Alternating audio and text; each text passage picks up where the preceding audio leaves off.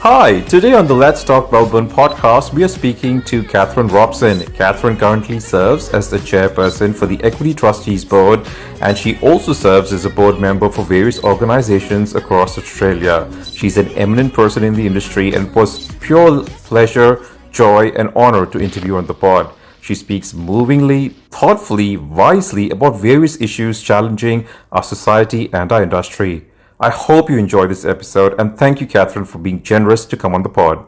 Hi, and welcome to a new episode of the Let's Talk Melbourne podcast. I'm your host, Vikas, and I'm really excited to have a very special guest on the pod today.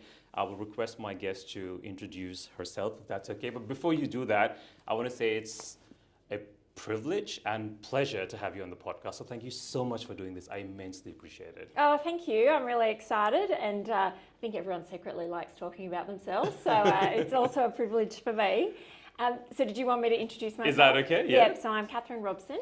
I'm one of the directors at Equity Trustees on the holding company board, where I chair the risk committee, and I also chair the superannuation trustee entities, so Equity Trustees, Superannuation and HTFS.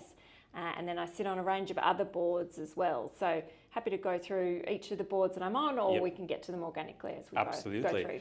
Now, Catherine, when I was doing my research on you, you've got a pretty stellar career, I have to say. You started off as a financial advisor at NAB, if that's correct. Do you want to talk about your initial days when you started your career? How was that like? And why financial advice particularly? So I think, so I did a law degree, and I also did an arts degree majoring in Asian studies. Yep. So I had actually been an exchange student in Japan between year 11 and year 12. So I was looking for the opportunity to get away from my parents when I went to university, and to also continue studies in Asian languages. But that was sort of in the early 90s. So when I was finishing law school, it was really hard to get a job.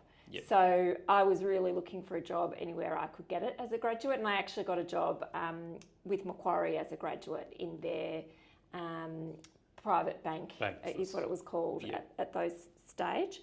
And it was a wonderful place to start my career. Macquarie at that point was much smaller than it was. It was only a few years after listing, and it was just populated by bright, energetic people, with a management philosophy that they call sort of loose tight. And I still think that they continue that philosophy, which is there are some non-negotiables. So the tight is, these are our values, these are our return on equity objectives. But within those tight boundaries, you're free to do whatever you want. Okay. And so that's a really great place for a young person to start their career, because I think it really shapes the foundation. The foundations, and it gives you some core sort of philosophies about what success looks like. Yeah.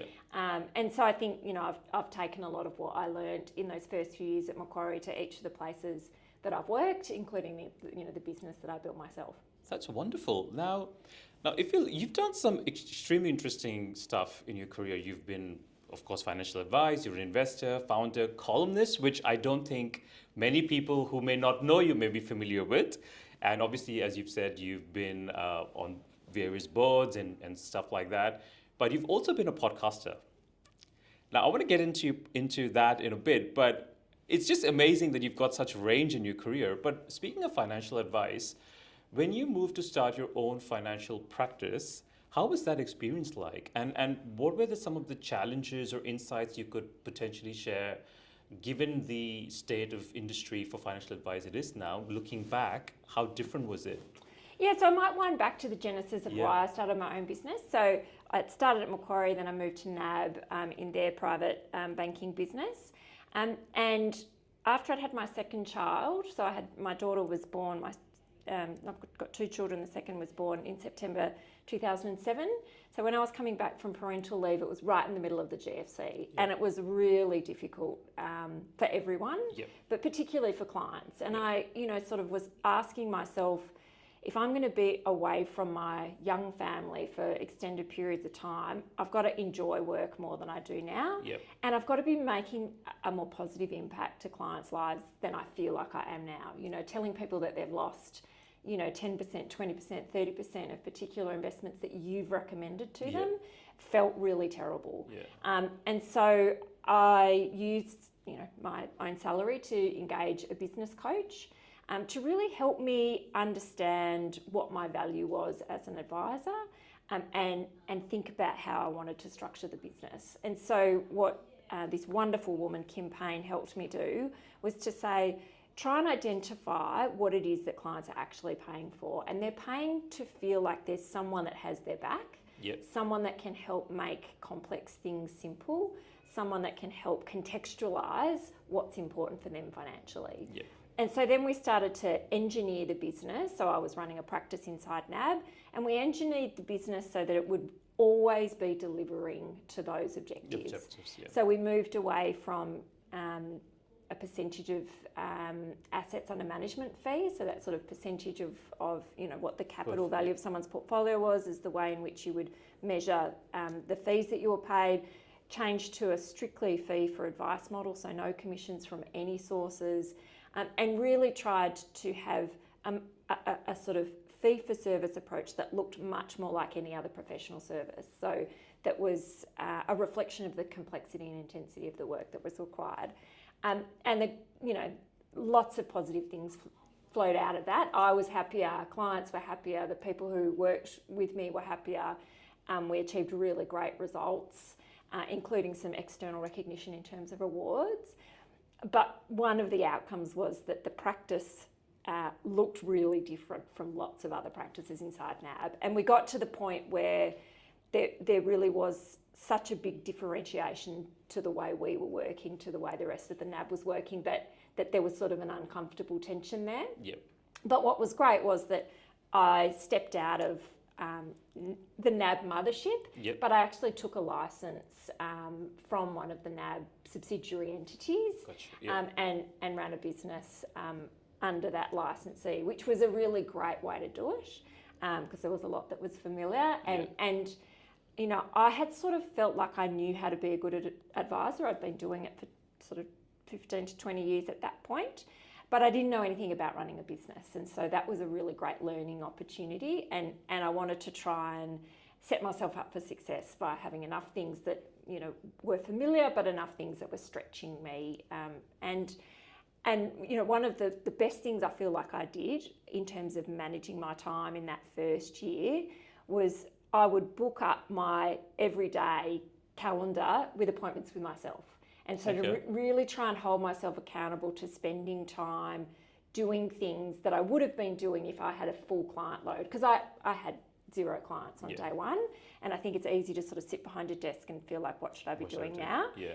But it was really helpful to be structured, to be like, in this hour, I need to be achieving the new template for how we're going to assess risk tolerance. And really filled up that first year, making sure I'd laid good foundations. And always, trying to help myself feel like I was being productive and moving forward.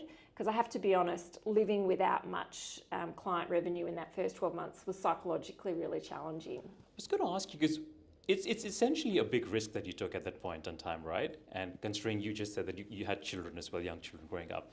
At any point, did you wonder or question, is it worth it? Should I do this? Were you scared to be like, do I exit and go back to a job that gives me like at least a regular, consistent stream of income?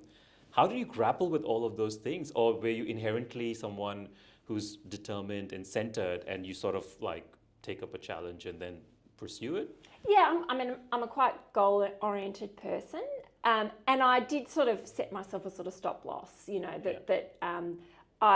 I was in a fortunate financial position. I'd been a good earner before I opened the business. I had a husband who was still employed, which was really helpful. But I'd sort of given myself a set amount of capital. And I said, if I've eaten through all of that, that's it. I need to pull the pin and go and get a job and get someone else to pay me. And happily, we never got close to that limit. But psychologically, I think that was really important to say that if this is not working, I need to have a trigger to really force me to reassess that. And it was really hard. In some ways, though, it was probably the less stressful year I'd ever had at work because I was in control of my own destiny. And one of the things I've always found challenging is managing people, managing team members and staff. And so not having anyone reporting to me was really refreshing. Yeah. But equally, it was really helpful to reset in terms of my expectations about people working with me, because I was sort of the end-to-end person responsible from filling in the forms to, you know, taking out the rubbish to doing everything. And so I think it was really helpful once I did start to employ people and grow the business. Yeah. A, to be clear about what I wanted, and B, just to be more respectful for the contribution that everyone makes. Because when you're doing it all yourself, you just, you know, the sort of contribution of others is you can see it so much more directly. And I think that's something that I really try and hold on to, is that memory of what it was like to be doing it all yourself, and then, you know, just being really grateful for the contribution and leverage that others can give by working together. So just if I had to summarize, just for listeners and viewers who want to start a business, especially a lot of young people who listen to the podcast, it would be structured, be clear on your goals and your values. And I think the most important point was that have that stopgap of capital where you, because, you know, it's easy to be delusional and just believe into your own vision sometimes. I know so many people have done that to the detriment. But I think what you're saying, and correct me if I'm wrong here, is that be realistic and have that if this capital eats out, then it's time to leave or reassess. Yeah, I think the other thing is also to have people to hold you accountable. Because I think that's the other thing as a business owner, that it's easy to fall into the trap of, you know, believing your own BS. Yeah. And also, there's usually things that you find easy to do and that are very familiar, and there are things that are much harder for you to do that stretch you beyond your comfort zone. And there's always more things on your to-do list than you can ever get to, and you usually default to doing the stuff that you find easy or you're an expert in. Yeah. And sometimes the most important stuff are the things that keep slipping below the line. Gotcha. And so I think, you know, a business coach, an advisory board, you know, a full governance board, they're really essential at holding the mirror up to you and saying, hey, you said that you were going to, you know, you were going to make this many proactive sales calls. You haven't done it. Why not? Why not? Yeah. And so I think that's the other thing in terms of, yes, you know, have the point at which you draw the line, but before you get there, embrace the feedback that others can give you about, you know, how you can actually achieve what you want to. That's very important because feedback helps us grow. Yeah. Eventually, right? Yeah, absolutely. I'm just curious to know, there was a different time, and financial advice at that point in time was very critical, and people gave a lot of value to it. And when someone comes to you for financial advice, there's also a lot of emotions involved, right? How do you grapple with that emotional aspect of it, where we have to do what's right for them, obviously, but you also have to manage them emotionally, not just financially, if that makes sense. How did you come about doing that? Yeah, it's a really great question. And in fact, one of the reasons I became a financial advisor, partly it was just luck and circumstance. It was the job I got when I was a graduate. Yep. But also I grew up in a sort of middle class household where my parents didn't have good alignment about money, didn't have a good way of communicating about money. Yep. And as a child, I internalized anxiety about money and a feeling of insecurity about money. And it wasn't so much that we didn't have money, it was that you never quite knew what the state of financial affairs in the home was, or what the capacity to be able to make financial decisions were. So that emotional decision making is so critical, especially for couples. Yep. And so one of the things when we re-engineered the business and took into the business that I built is starting all of the relationships with new clients based on their values. And so we used to sit them down in the first meeting, wouldn't talk about any money matters. We'd give them a stack of values cards. So cards that, you know, a whole range of different personal values. I think that, you know, it's like a deck of sort of 50 cards, and asked each of them separately as a couple to pull out their 5 top values. Yep. And then explain the choices to me and really to each other. Okay. And then try and make the connection to, well, how if you were living your values in your financial life, how would that express itself? And it was a really helpful way to get beyond what is often an issue with couples, where one takes the lead financially and the other often feels like it's alien territory. Understood. Yeah. And so it's really important for shared decision making. And so, everyone's values are valid. Absolutely. And so to rebalance the sort of opinions to be equal right from the start. And then to be able to have a measuring capability over the course of the relationship that's something that's not just about how much. Yeah. Because, I think all of us have experienced that emotion of getting what you want and then feeling like that's not enough and you keep inflating the goal. Yep. Whereas I think when you've got a complementary measure like how closely does this align to my values, it really helps in the quality of decision making. Correct. And as a financial advisor, it gives you the opportunity to respectfully challenge. When someone says, I want to buy a really extravagant new car, if sort of beauty and prestige is one of their values, fantastic. Yep. But if one of their values is, I want to spend more time with my family, and this huge extravagance is actually going to mean that they have to work more and be away from their family more, it gives you the opportunity to say, oh, that's really interesting. This doesn't feel like it aligns with your values. Tell me about why this is important for you. And so without saying that's a dumb financial decision, you shouldn't do it, it gives you this, I think, much more productive conversation to be able to help people make good financial decisions. But this also would have to come, of course, you need your technical skills and your financial skills, but it also, listening to you, makes me wonder that to be a good financial advisor, you also have to have a lot of soft skills, empathy, emotional intelligence, being a good listener, processing that information in real time.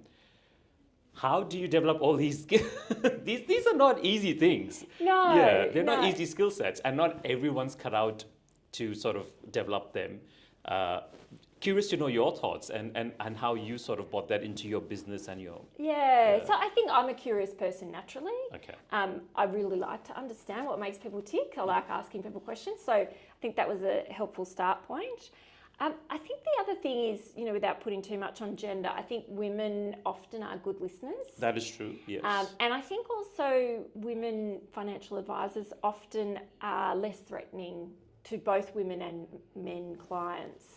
Because I think sometimes men... There's a disarming... Correct. And I think sometimes men in particular are reluctant to disclose to another man that they make mistakes or that they have fragility or vulnerability, whereas I think to a female advisor, they feel a bit more comfortable. So, I think it's something that you work at. I think, people hate doing role plays, but in that period where we were redesigning the business, one of the things that we did do when we were moving clients from percentage of assets under management to a fixed dollar fee, often we were looking for big increases to the actual fee, partly because asset values were very low, relative to, all-time values because of the GFC, but partly because we hadn't previously priced our services well. And before every conversation, myself and a colleague would have multiple role plays. Understood, okay. And I think those sort of things, while in the moment feel excruciating, they're such good training opportunities. Test out, yeah. Exactly. Yeah. Given this amazing career that you've had in financial advice, what do you think of the current state of the financial advice industry with so many advisors exiting the industry, selling their practices? And of course, Royal Commission played a role to an extent, but the general public reduction in trust in financial advisors. It's a bit sad. Curious to know your thoughts on that. Yeah, I don't think financial advice is alone. I think, for many reasons, there's been a reduction in trust in a lot of institutions and that's professions. true. So, I do agree with you. There are some unique characteristics of financial advice. Yeah. In lots of ways, I think, I heard someone describe it as pruning, the way, you prune a plant. Yeah. Sometimes you need to have some pain and some reduction to see, the plant grow and thrive. Yep. And so I do think that the increase in educational standards, the sort of increase in expectations around disclosure and understanding of potential for conflict of interest, I think all of those things are good for consumers. Yep. I also think technology has a huge role to play. Yep. And I think, one of the things that was really difficult running an advice business was that you need a really high level of capability in the people that work all the way through the practice, because so much of it is very technical, and one little mistake Yes, can cause really negative outcomes for clients. But then you're asking these really smart, well-qualified people to do quite menial work. Lots of form filling, lots of stuff that actually human beings are not that good at because it's very repetitive and quite manual. So I think there's this really great opportunity for different advice delivery mechanisms to complement sort of traditional, human being to human being advice delivery. And I think the more we see that, and the quality of advice review, I think all of those things are really beneficial for consumers. You mentioned technology, and I was at the ASFA Summit a couple of months ago, and one of the things that I heard there was that someone in the industry will crack robo-advice eventually. Do you think robo-advice is a solution for going forward, and especially for anyone who's below? This is again a very inconclusive sort of assumption, but I think anyone below 30, 35 want robo-advice or probably want that kind of interface to make financial decisions. Do you think that is a good solution moving forward, and it's something that will gain traction like people are perhaps predicting or assuming or expecting? Yeah, I mean, I think probably the best model is the sort of hybrid model where consumers can move seamlessly between digital delivery and complemented with seamless transfer to human intermediated advice. I think that's probably where we'll see most benefit to consumers, because I do think that there is that human element. And I think, I've always thought of technology as sort of an exoskeleton that you can sort of put around. You should copyright that term. Because it is, I do think, you if you can uplift and turbocharge a human being advisor with really great AI and other automated processes, you get the best of both worlds. But I agree with you. I think a lot of consumers are used to being able to get immediate answers to questions, and that's not something that human beings are well set up to do. So I do think we'll see a bit of a mix of both, but certainly, it was one of the reasons that I decided to sell my business, was because I felt like I either needed to invest a huge amount of capital to build that technology, or take some money off the table and then look around for the opportunity to be able to engage in different sort of advice delivery methods. Awesome. Now, if you transition to this, I would say 2.0 phase of your career, being on various boards. Now, a lot of people, and especially I speak to my friends who work in the industry, and they get, because we all go to submit board papers, anyone who works in superannuation know that.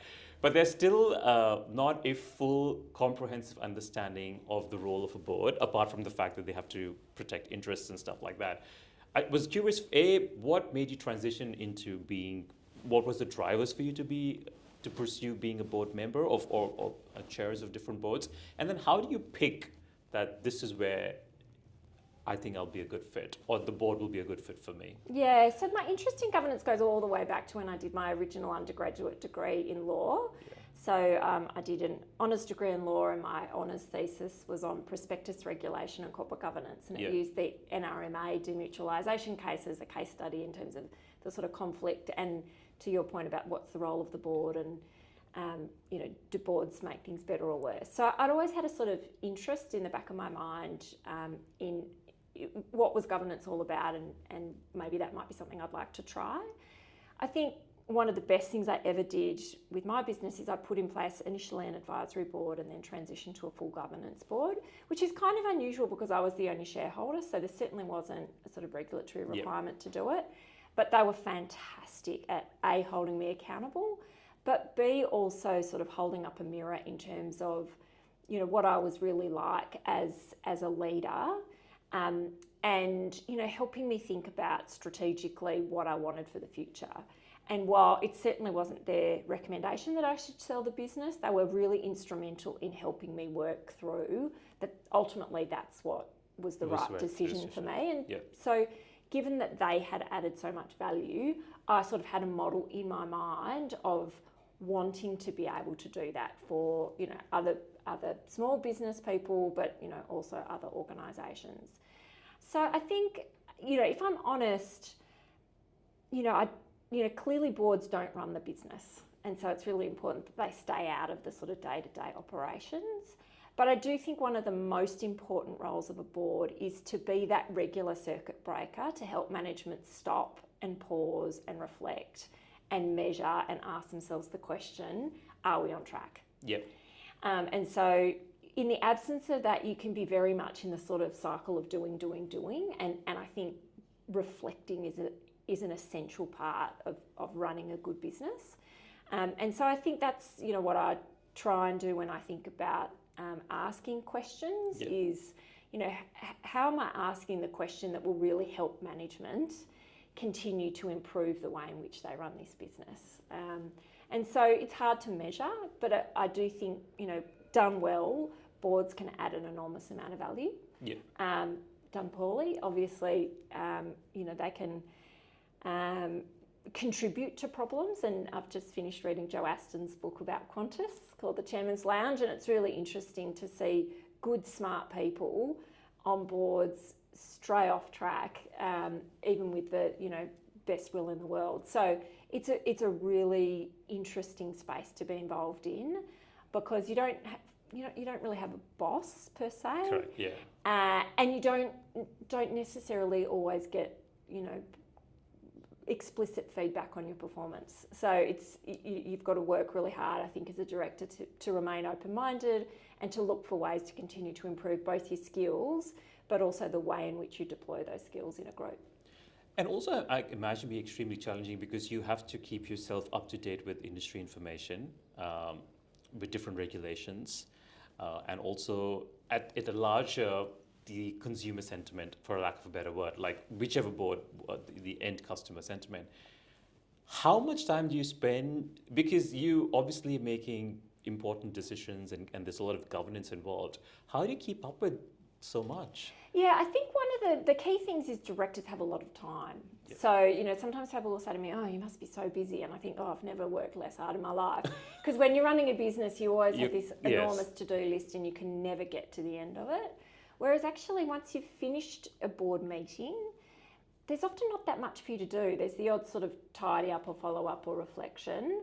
But until the next board pack issues, there's not work you need to do. So you have quite a lot of time to read widely, to listen to podcasts, to talk to people. There's really good support for directors from all sorts of organisations, like the accounting firms, the legal firms. Lots of organisations will run education sessions. So it's really fun, actually, because you get to have a lot of time that's personal interest led. You get to continue to do a lot of continuous education because you've got the luxury of that time, and you get to learn from other people. So when you're working full time in one business, there's usually a core group of people that you work with, which is great. But if you sit on 4 or 5 boards, you've got that core group of people times by 4 or 5, and each of them will be able to help bring new perspectives, but also make suggestions about things that they've been thinking about or doing that can help point you to areas where you might need to complement your knowledge. Okay. And how do you, I was wondering if you would want to talk about the different boards that you sit at, and how did you choose them? How did they choose you? And any insights you'd like to share? Yeah, so I'll run through the list in the first instance. So in addition to the sort of 2 entities that I'm part of at Equity Trustees, I sit on the board of NGM Group, which is a mutual bank in New South Wales, which runs the Greater Bank and Newcastle Permanent Bank brands. Yep. So I chair the audit committee there, and then I also chair the charitable foundation there. I sit on the board of a listed medical diagnostics company called Lumos Diagnostics, and I chair the audit and risk committee and also the remuneration and nominations committee. I sit on the board of the Australian Business Growth Fund, which is a collaboration between the federal government and the big 4 banks to invest growth capital in, so it's a private equity fund essentially, so growth capital in sort of medium-sized growth businesses. And then I also chair an independent school board, so Coral Anglican Girls' School. So it's a good mix. I think in terms of how do I choose, one of the things that I think is really helpful is to think about the concentric circles of your interests. Yep. And so, my key interests are, financial empowerment, because that's where I come from, and that's one of the things that was a big driver around the podcast and the column and all of those things was really about, how do you improve not only financial literacy but financial capability. Yeah. So all around the sort of financial services bit, that's that interest. I think health is something I'm really interested in personally, and I listen to lots of podcasts and things because I think health, personally as a value, is such a prerequisite for living a happy and fulfilled life. If you've got compromised health, it's very challenging. Correct, yeah. And then education is the other one. So I think where there are things that are radically outside those interests, I do question, will I be able to make a relevant contribution, and will I have sufficient interest to be able to keep investing, as you say, to have contemporary knowledge and skills.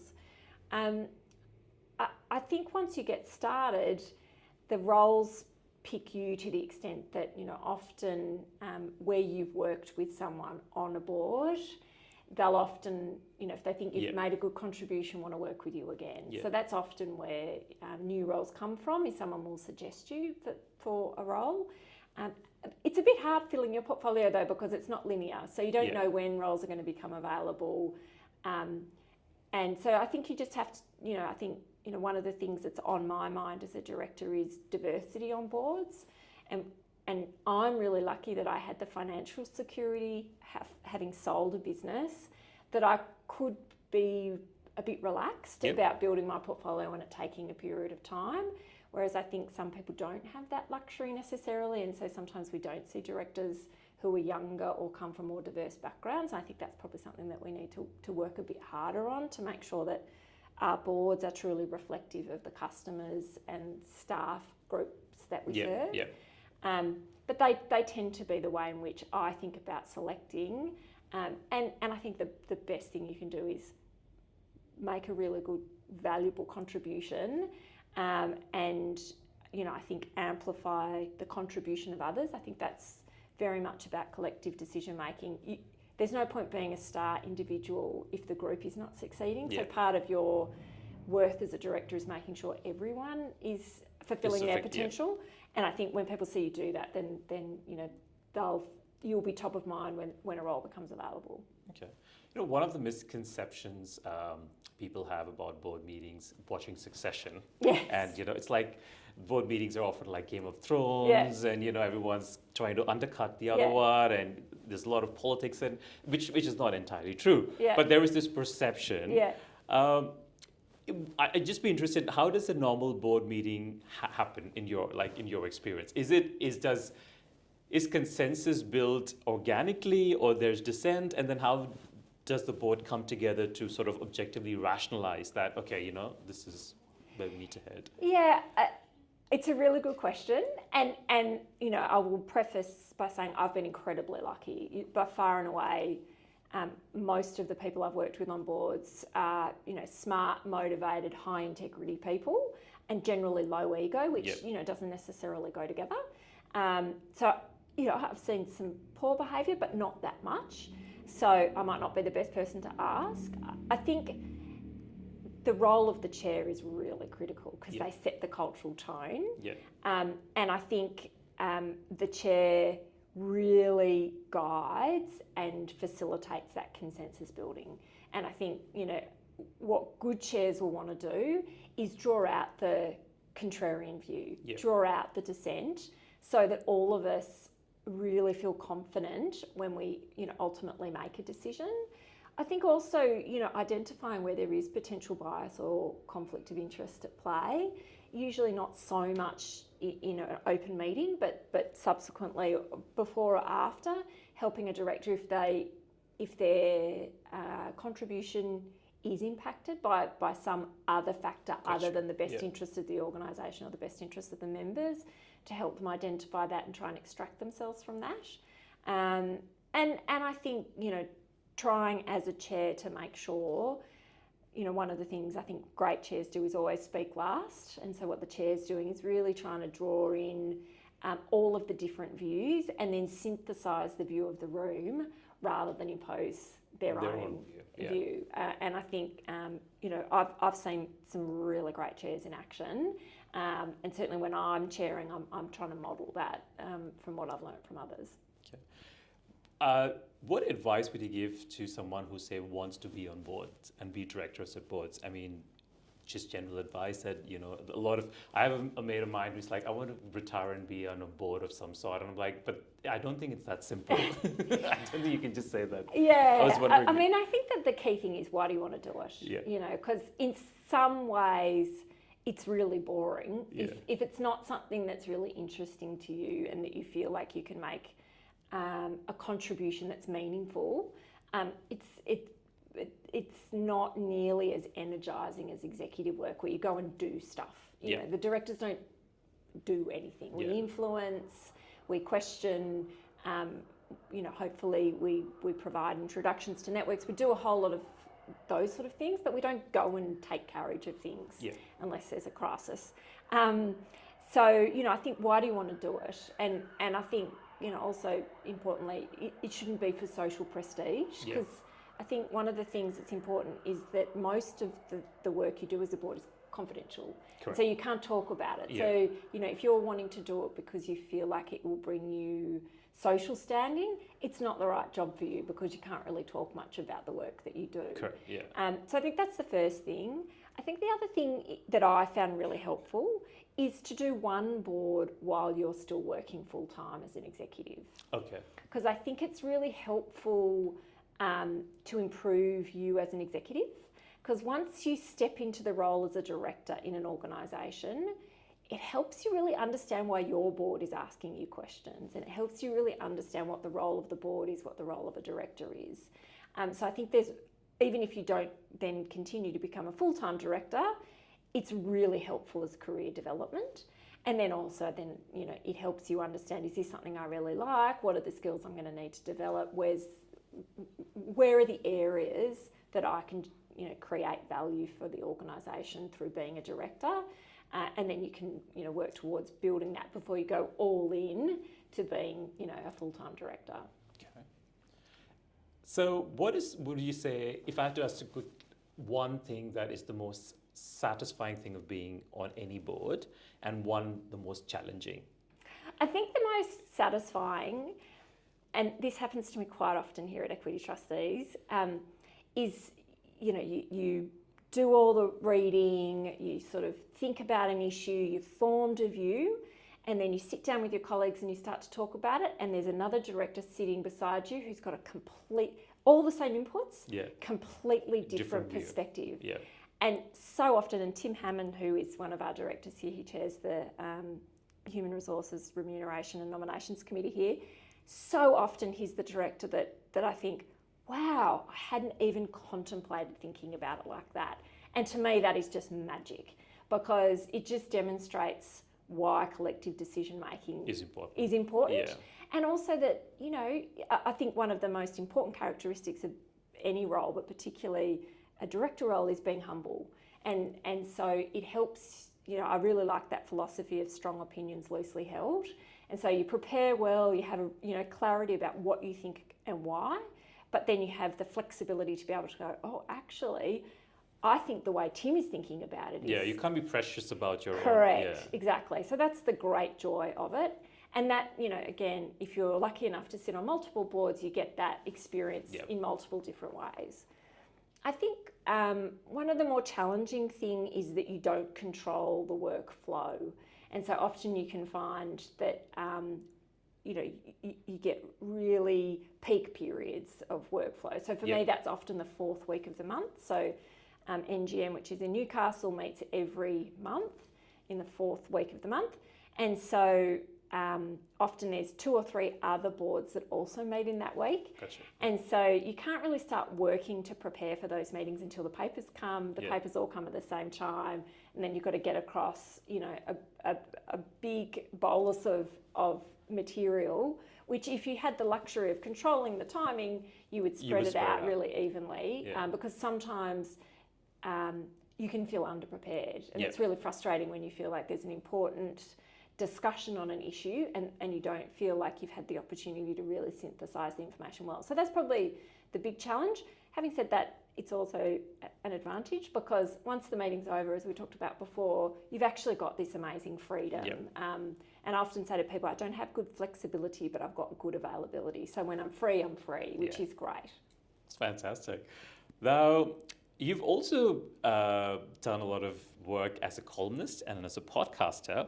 And I'm really curious, what made you become a columnist to begin with? And I wonder, listening to you, does this all stem from the fundamental, and it's a facile way of probably putting it, helping people?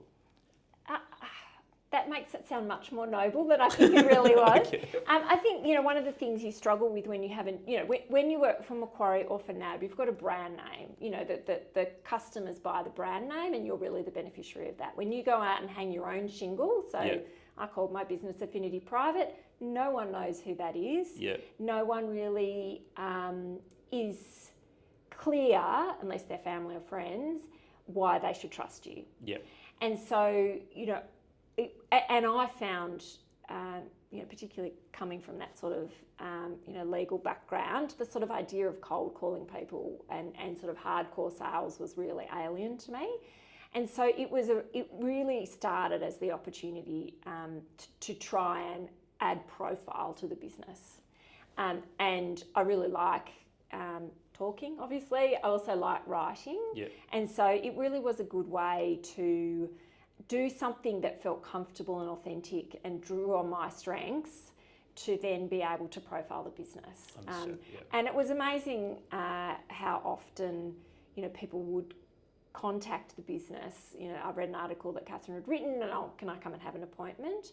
And I was lucky enough, because I was, roughly, working around that media space to have relationships with people like Alan Kohler, for example. Yeah. And it's amazing if Alan Kohler mentions you as a good financial advisor in an article, the number of people who would, then contact you. So, I think one of the things I really loved about particularly the articles was there's not many new things in finance, to be honest. There's some core disciplines.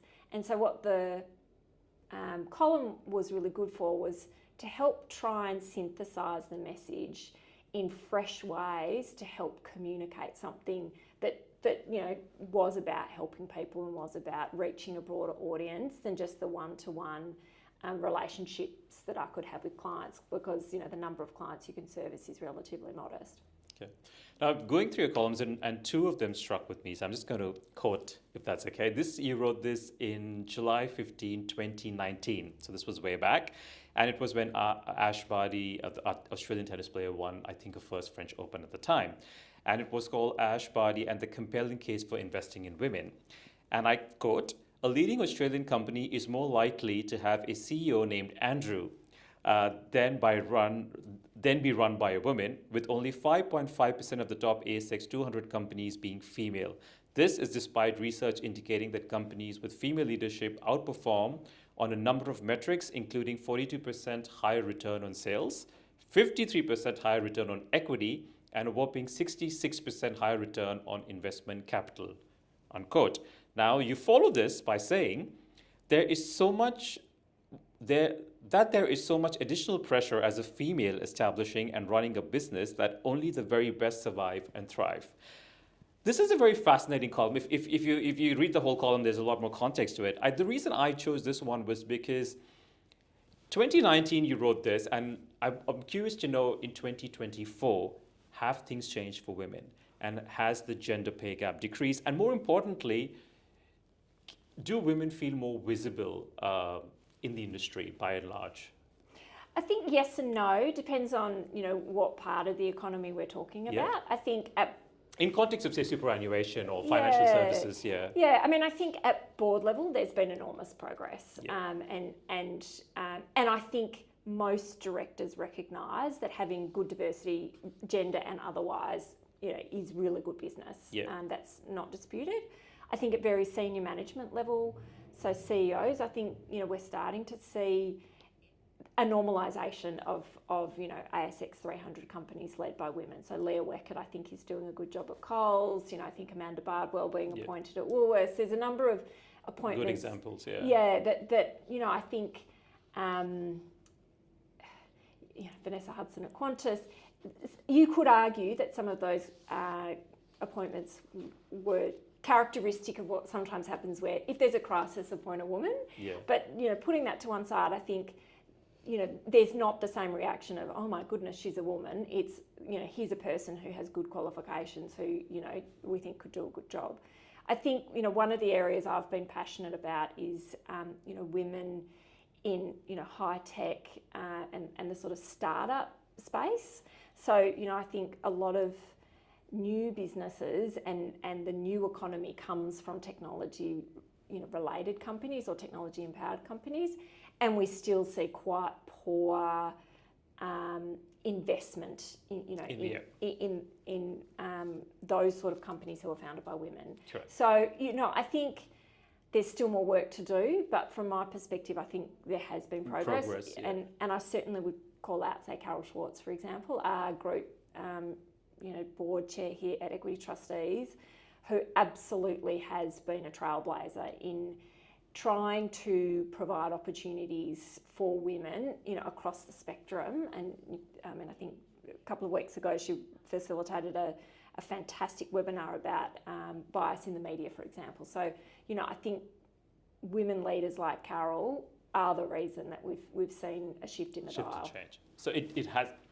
So it's the reason I bring this up is because it's not everybody to make this happen, right? It just can't be on women to support other women. It has to be organic from everyone. And I think it can't be about feeling good. Exactly. It needs to be about being good business. Yeah. Yeah. And I think that's why, sort of Ash Barty, she's a fabulous role model, but one of the things that I think was core to the thesis around linking her to women in business that was so impressive is Ash always used to talk about we. She always used to talk about the team of people that allowed her to succeed. And I think that's one of the characteristics of women leaders is that sort of inclusiveness and that capacity to share success with others, which I think is really essential for and leaders. not feel threatened by sharing success with Exactly, others. and not feel diminished by it. Yeah. And I think,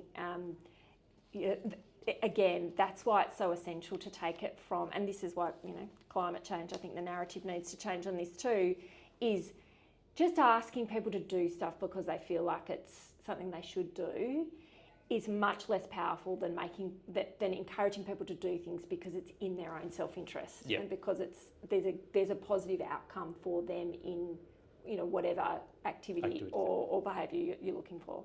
Brilliant. Now there are two other columns that you wrote, and this has a common thread which I want to sort of get your take on because we live in a TikTok world and there's so much pressure on people to sort of have a public image of themselves. So one of them is the money lessons from caring less what others think. You wrote this for the Sydney Morning Herald in 2018. Quote, the earlier we start investing, the more time we have to make mistakes, recover, and then benefit from the lessons we have learned. Unquote. Quote again, you followed this up by saying, whether navigating the treacherous social waters of high school or the jungle of financial markets, the ability to be comfortable in your own skin and let go of the expectations of others is priceless. I mean, this is genius stuff, right? Like this is what parents want their kids to understand. Today, we almost, I just feel that most of the young investors, don't invest wisely or don't invest, and they probably invest more on, as you rightly point out, on the expectations of others from them. Curious to know your thoughts, like, what are the insights you can share that young people listening or watching can learn and about their investing and about not seeking validation from external sources necessarily? Yeah, and I think, human beings are, creatures of tribes. Yeah. So I think you can be a bit puritanical about these things. It's not healthy to be isolated and to actually not care at all about whether other people feel good, about what other people's emotions are. But I think where you are disproportionately motivated by what other people think of you is just not productive. And so I think that article, sort of came from when my son was in the early stages of high school and him sort of saying, oh, Mum, I can't decide whether I should try and be cool or whether I should whether I should just be me. Yeah. And I think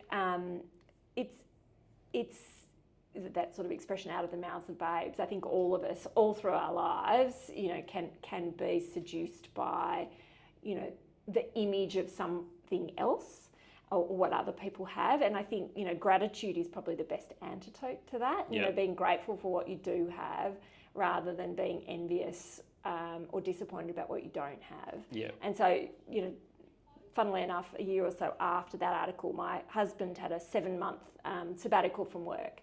And he travelled all over the place, and the kids and I joined him at various points over the course of that 7-month period. And it was amazing. But there was a woman who was a client of mine who during that period was posting these amazing posts of things she was doing with her family. And every time I would see a post, it would make me think, oh, well, our holiday to Greece wasn't as good as that, or we didn't do that when we were in London, or we didn't have that when we were walking the Larapinta Trail in the Northern Territory. Yeah. And it made me feel like, this is ridiculous. I've lost my mind. I have the most incredible, wonderful, privileged life. I just have to turn off social media altogether because this is not good for me. And, certainly for myself, I've just found it so liberating to not be on social media. And I don't run a business anymore. I'm not trying to market a business anymore, so it's easier for me to be off social media. But I do think for young people to try and moderate the diet of social media is really helpful. Yeah. And there's a great book by an American academic called The Anxious Generation. So the author is Jonathan Haidt, and he really talks about the impact that being sort of online and seeing other people's highly curated existence and how damaging it is for everyone, but particularly for young people. So that's not a really direct answer to how it helps you manage your money. But I do think, we often used to talk to clients about the relationship between money and emotions. And if you're feeling really bad about yourself because you feel like everyone else is doing better than you, you often don't make good money choices. Correct. So you're much more likely to be lured into things that are highly speculative with the promise of high returns, or be lured into spending money on things that convey high status, that then undermine your long-term financial capability. So I think taking away some of the discretionary decision making is one of the best tools for young people. Really small automated savings programs that you just ratchet up over time. So an amount every month that's going into something, it almost doesn't matter what it is, that sort of automated discipline is amazing how quickly that then accumulates into something meaningful that then makes you feel good because you've achieved something. And that's a good segue into your next column, which is exactly to the point that you just made. And it was written on The Age in 2019 and was called Conscious Spending Keeps You on Track. And you say, quote, pay yourself first. Even worthy expenditure needs limits. Automate a sustainable regular investment in your financial future by making additional home loan repayments, voluntary super contributions, or commencing a monthly dollar cost averaging program, and apply a conscious spending discipline to what's left. In this way, you will be incrementally moving closer to your long-term goals while still enjoying the journey. So the financial advisor in you never leaves, does it? No, and in lots of ways. I mean, you talked about the podcast also.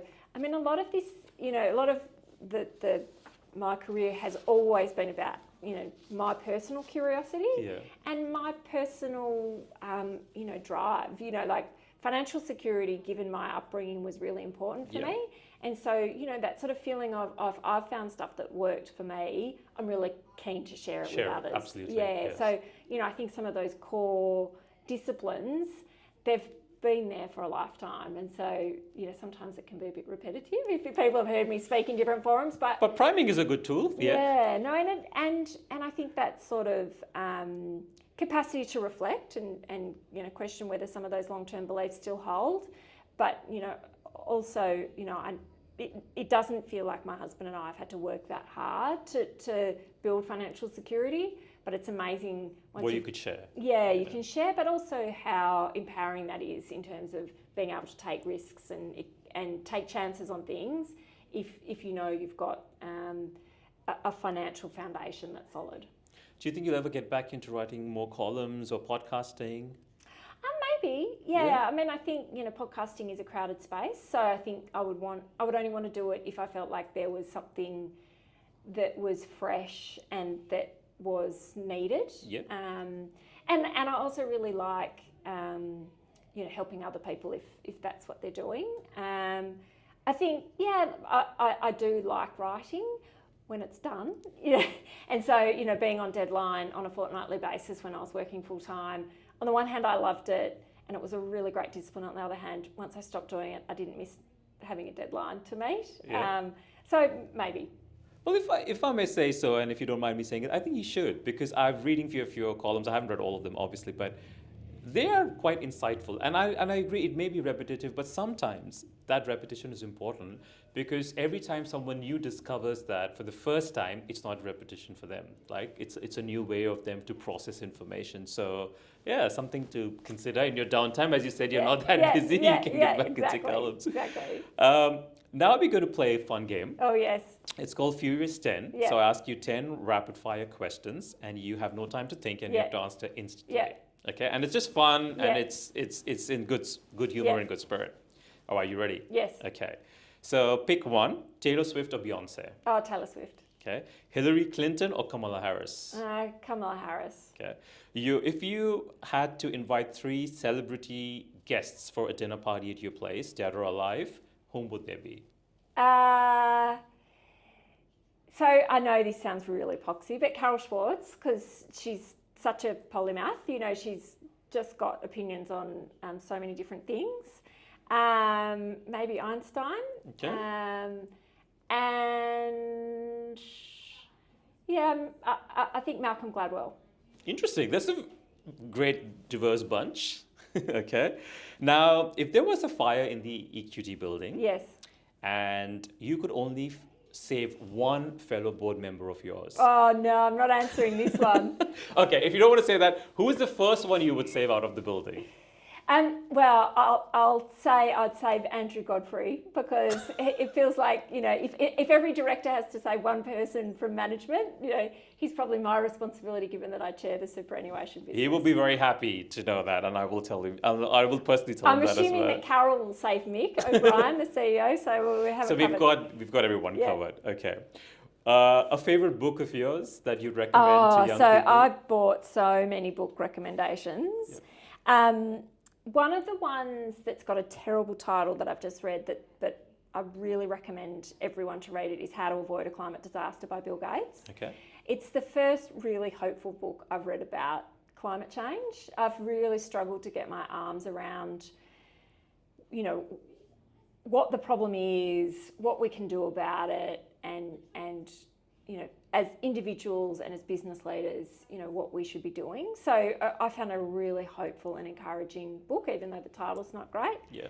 And I think it's really good for young people to read, because I think there's a level of hopelessness. Yes, exactly. That's true. That is really worrying. And I think there's also a level of abdication, I think, of people in my generation and older, that we shrug our shoulders and say it's really hard, but the young people are smart, they'll solve it. And rightly, I think, there's a lot of resentment from younger people. So I think this is a really good bridge for both people my age and older to think about things we can be doing right now, but for younger people to feel like there's hope for the future. So that would probably be the one. Oh, it's wonderful. If you were given tickets to a jazz concert or to the opera, which one would you go to? I'm not a music person. I did go through a little phase of trying to be into the opera, but I did find that I would go and then promptly fall asleep. So I might have more chances of staying awake in the jazz concert, so I'll probably choose jazz. All right, what's your preference, a blueberry muffin or a chocolate chip cookie? This just makes me sound so annoying, but I'm gluten and dairy intolerant. I've got really bad eczema, so I need to be really careful. So say vegan versions of the two. I'll just have the blueberries thing. Okay, fair enough. Now, if a biopic was to be made on your life, a movie biopic, which actress would you want to play your role? Michelle Pfeiffer. Michelle Pfeiffer? Okay, brilliant. She's fantastic. Oh my God, yeah. Not that I think I look like Michelle Pfeiffer, but it's the sort But of there like, is a resemblance, though. I would love to look like her. So if she could sub in for me, that'd be great. And if a memoir was to be written, if you had to write a memoir at some time, what would you call that? Oh, so this is funny. It was my 50th birthday not that long ago, and a group of girlfriends, we had this fabulous dinner, and they all were asked to write what the title of my memoir would be, and so there was all these funny titles. But the one that stood out was the power of self-denial. And it's partly because my girlfriends laugh at me because I don't drink, I don't stay out late, don't. And so they're always laughing at me that, it's like, do you do anything that's fun? So, I think they're like, if you're going to have a biography, you got to, it's got to be true to label. Like, you've got to make sure people know this is going to be really boring to read. No, I'm sure it'll be very, very interesting if you do choose to write one. And last question, one misconception about feminism that you would like to correct in contemporary times? Yeah, I think it's that concept that feminism is good for everyone. So, I think sometimes if I genuinely felt men were flourishing in the status quo, then maybe you could reconsider the push for equality. But I think men benefit just as much as women, where there's the opportunity for full self-expression beyond gender boundaries, and for the opportunity for men to be engaged in things that are really nourishing for them. So being genuinely involved in their children's lives, genuinely being involved in things that typically have been assigned as female. I think they benefit just as much from having that freedom as women have from being able to fully participate in all aspects of our community and our economy. So, I think the more we embrace that feminism is for everyone and benefits everyone, the more traction we get. And absolutely, and I agree with you, because I think the more men think that they are saddled with the financial burden of looking after their family, feminism is exactly the right counter to that sort of thinking. Yeah, exactly. Yeah. And the men, the happiest men I see have that flexibility. Yeah. So, I think the more we live in a community where we have a, human centricity and that we're flourishing, regardless of, starting circumstance, including gender, the happier we all are. Okay. Now, I did see you've got some book recommendations. So before we wrap up, I was wondering if you were interested to share those. Well, I mentioned Malcolm Gladwell. His most recent book, The Revenge of the Tipping Point, is fantastic. I think it's one of his best books. Hidden Potential by Adam Grant. I love Adam Grant's stuff, but that's his most recent one. That's fantastic. Also podcasts. So in terms of podcasts, I really like listening to, particularly around technology. So I really enjoy Pivot with Kara Swisher and Scott Galloway. Yes. All In with Jason Calacanis and Chamath Palihapitiya. That is fantastic. And then the other one I'd probably mention is Ben Thompson's technology podcasts. Stratechery and Dithering are both fantastic. I've never heard those. I will go and check them out. They're paid subscriber ones, but particularly if you're interested in the overlap between technology and business, they're really great. Awesome. Now, we always end the show with asking two questions to all our guests. One is, what is your anthem song? So I'm not a music person, so I did think about this one, and I think I would go for Happy by Pharrell Williams. Yeah. Partly because I went through a phase of doing regular cryotherapy. So that's when you go in a super chilled chamber for 3 minutes, so negative 110 degrees in your underwear. And they ask you if you want a song. And so I would always have Happy by Pharrell Williams. And so I always used to think it was my, weekly 3-minute disco, and I would come out feeling fantastic. So that would probably be the song I would choose. Awesome. I love that song, by the way, and the movie. And we normally ask, what's the one thing you love about Melbourne? The one question. Yeah, even though I'm not a fanatic AFL person, I'm a Carlton supporter. But I think... So you and Mick get along really well, I assume. Mick and I are both, people of intelligence and good looks and breeding, and, obviously we have Carlton in common. But I think it does something really special to the social cohesion in Melbourne, and I I was born in Perth, went to high school in Sydney, went to university in Canberra. And there's something really special about the fact that so many people go and watch AFL across all walks of life, and that unifying tribe of your team really, I think, helps build those social bonds across, all sorts of demographics. But it feels really safe too. Yep. So you can walk out of the MCG after, a Carlton-Collingwood really close match, and you almost never see people fighting. You never see people take the passion that they feel as supporters when the game's going on outside, yeah, beyond the game. And I think that does something really special. I think there's lots of charged topics at the moment, and it's really nice. In Melbourne, you can nearly always guarantee that you can talk about football, regardless of who you're talking to or the time of year. There's always that common topic. So I really love that about Melbourne. It's the one unifying factor. Correct, exactly. Well, thank you so much for this, Catherine. I think I could talk to you for hours, but thank you so much for doing this. I really appreciate this. And in my humble opinion, if I can say so, congratulations on all your achievements, and wish you all the best. And I hope you keep doing what you're doing, because a lot of young women and young men will look up to you as role model. And I think, if I may say so, you are a very good role model for anyone who's starting the career in the industry, not just in purely strictly in terms of professional aspects, but even providing thought leadership and providing a sense of empathy and humanity across your surroundings. So congratulations, and all the very best. And thank you so much for doing this podcast. Well, thank you. And this is a really generous opportunity to talk about yourself. And in the same way as, boards get people to pause and reflect, it's really nice to have the opportunity to pause and reflect, because I think sometimes you always are about moving on. And so it's nice to look back and hopefully feel like you've helped other people, and that you've, worked towards making what you find better. So thank you. Oh, thank you. So thank you everyone for tuning in. And yes, it will be available on all platforms, as you know. And then next week we'll get another exciting guest. Thank you. Thank you, Catherine. Thank you so much for listening and hanging out with us. If you haven't already, kindly please subscribe to our Spotify channel and our YouTube channel on Let's Talk series. We are also on Apple Music and Amazon. And if you want to follow us on Instagram, we are on Let's Talk Melb. And as always, we welcome any feedback, suggestions, and comments. So we look forward to hearing from you.